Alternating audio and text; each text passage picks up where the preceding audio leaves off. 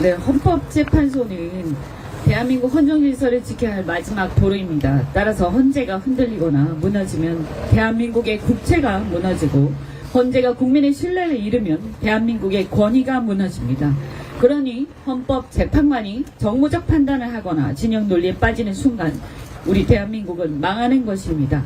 만에 하나라도 특정 헌법재판관이 특정 정치 성향이나 진영 논리에 빠지고 싶다면 윤석열 탄핵을 끝낸 뒤 헌재를 나와서 정치적 활동을 얼마든지 하시기 바랍니다.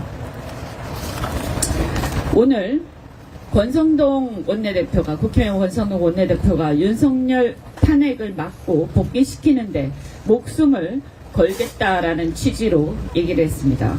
과거 권성동 박근혜 탄핵 소추 단장으로서 울면서 헌법 수호와 대통령 탄핵을 호소할 때가 생각납니다. 그리고 그때 박근혜 탄핵의 앞장선, 박근혜 탄핵의 논리를 제공해준 특검의 팀장이 바로 윤석열이었습니다. 이제 그런 윤석열을 살리는데 목숨을 걸다니 보수 괴멸과 보수의 극우화의 천병답습니다.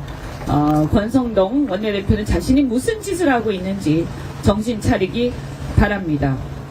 최상목 부총리에 대해서도 한 말씀 드리겠습니다. 최상목 부총리, 경제 안정을 위해 애써야 할 경제부총리가 알고 보니까 입으로만 안정을 외치고 뒤로는 환율 급등, 외환 위기에 베팅하고 있었습니다. 대한민국 경제 사령탑이 대한민국 경제 망해라 라고 베팅을 했음이 드러났습니다. 2억 원이나 투자를 했는데 일반적으로 한국은행에 의하면 국민 1인당 평균 해외 주식 투자 금액이 약 1,400만 원이라고 합니다. 이것을 감안하면 매우 큰 규모입니다. 어떻게 이런 고위공직자가 이 정도 외화 자산을 안정적으로 보유할 수 있었겠습니까? 그리고 최 부총리는 인사청문회에서 문제가 되니까 팔았는데 판 것으로 나와 있는데 팔고 다시 산 것인지, 그러면 언제 샀는지, 아니면 혹시 처음부터 팔지 않고서 전 재산 공개를 허위로 작성한 게 아닌지, 어떤 경우든 최 부총리는 국민을 기만한 것이므로 처벌을 받아야 합니다.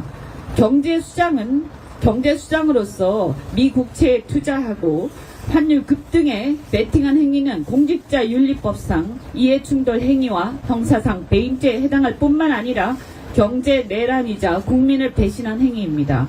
경제부총리는 외환시장 관리, 외환 보유고, 대미 금융정책 등을 총괄하는 고위정책 결정자입니다. 자칫정책 실패가 개인 수익으로 이어지는 구조, 즉 국민경제가 망가질수록 본인은 이득을 얻는 공적 실패가 사익으로 전환될 수 있는 구조입니다. 최 부총리는 청문회 당시 이미 그 문제점을 충분히 인식하고 있었으므로 형사상 배임죄에 해당된다고 생각합니다.